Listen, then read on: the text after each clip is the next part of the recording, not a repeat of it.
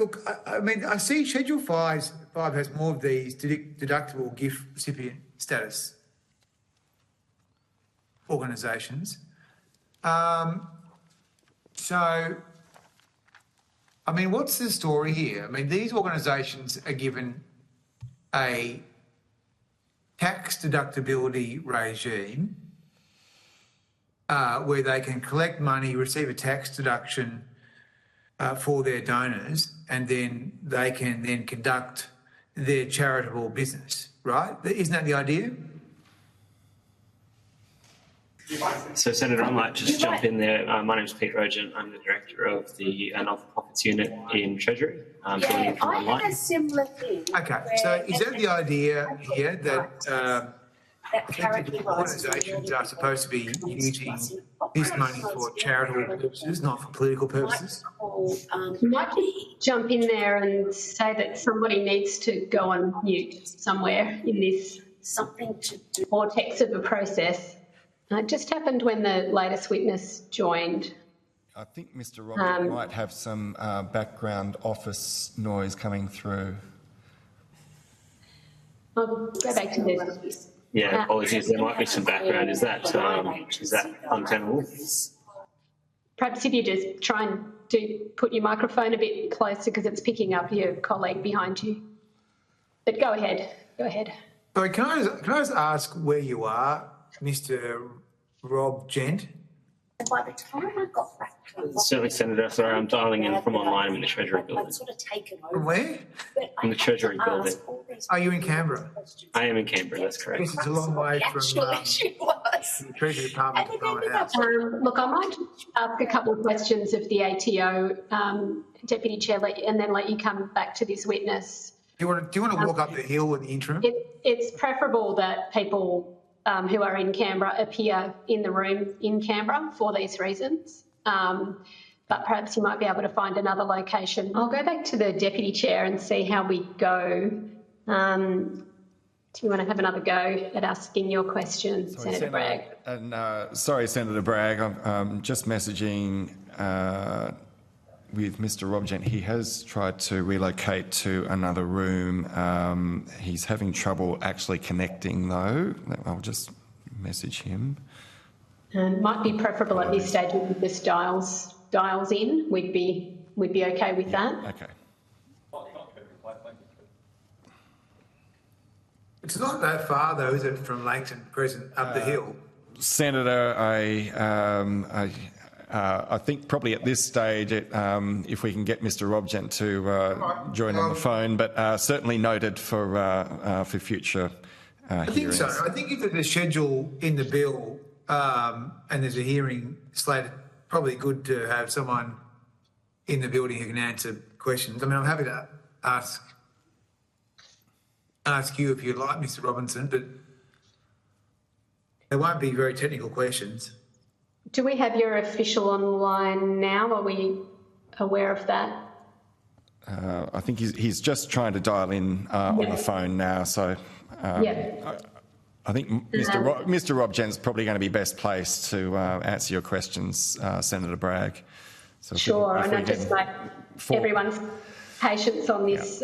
We are also ready to adjourn the hearing as well. So certainly, Deputy Chair has the call, on this line of questioning with this witness, and we'll conclude as soon as we can. Thanks, Chair. I appreciate that. But we should get some elevator music or something. We might just take a brief suspension to avoid any commentary that people may not have wished to be broadcast. We'll just take a brief suspension.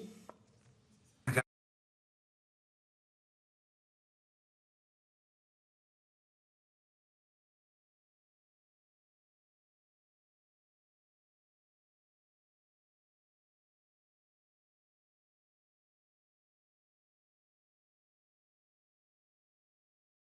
Bragg will ask you a question.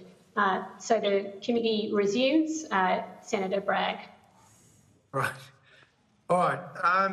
Okay. So I just wanted to establish at the baseline that the point of the DGR system is to ensure that organisations which receive that designation are using it to pursue charitable objectives. Is that right? So, Senator, the DGR system allows people that make a donation to a DGR-listed entity to make a deduction of their income tax based off donating to that entity.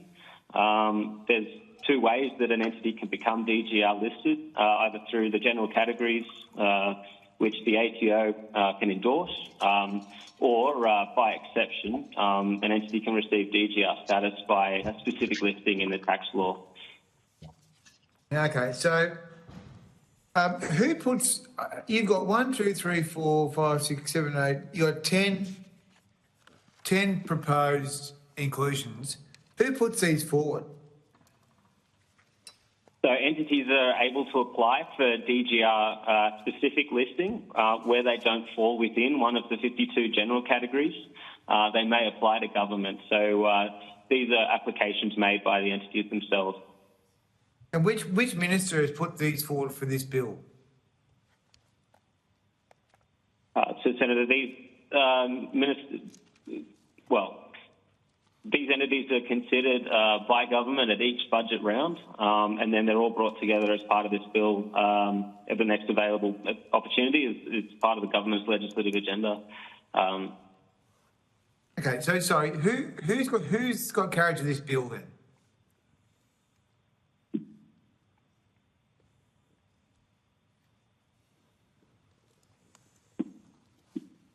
Sorry, Senator, I might. In terms of the overall bill, I believe that it's brought forward by Stephen Jones. Minister Stones, the Assistant Treasurer. Okay, Assistant Treasurer, that's right, Senator. Okay, That's the right. Assistant Treasurer is putting forward these 10 organisations on behalf of the government. For the purpose of this bill, that's right, Senator. Yep. Okay, so what is the process then when it is discovered that an organisation is not acting in accordance with its mandate under the law that encourages them or ensures that they are working for charitable purposes, not for, say, political purposes? Like, how do you get delisted?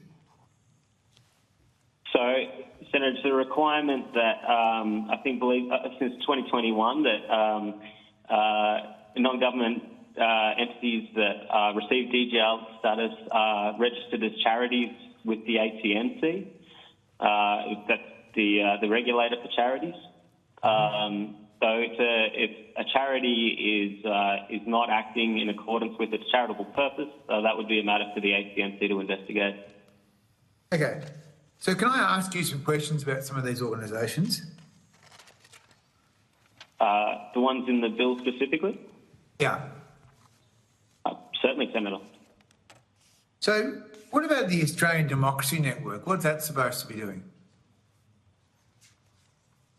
So details of each of these are available on the ACNC register. I believe that there's a brief explanation of each of them in the explanatory memorandum attached to the bill. If you give me a moment, I can have a look at that briefly for you. Thanks. I just want to ask you about two of them. I may need to take some of that on notice if you're looking at more specific detail, Senator. No, just two.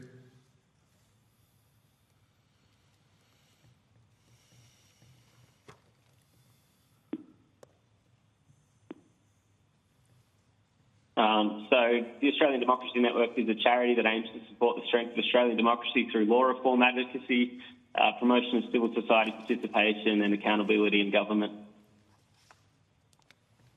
Yeah, it could be anything. Amazing. Okay. Then finally, what about this one, the International Campaign to Abolish Nuclear Weapons? Would that include abolishing nuclear-powered submarines? I need to refer to their governing documents, which are available through the ACNC register to get that detail more specifically, but my understanding is that they're primarily advocating for the prohibition of nuclear weapons, adherence to and implementation of the UN Treaty on the Prohibition of Nuclear Weapons. I don't know the extent to that extends on nuclear submarines, Senator. Okay, and they're going to have DGR status, yeah? If this bill were to pass, then they would be specifically listed in the tax law and would have the DGR status. That's correct, Senator. Well, what a country. Thanks very much.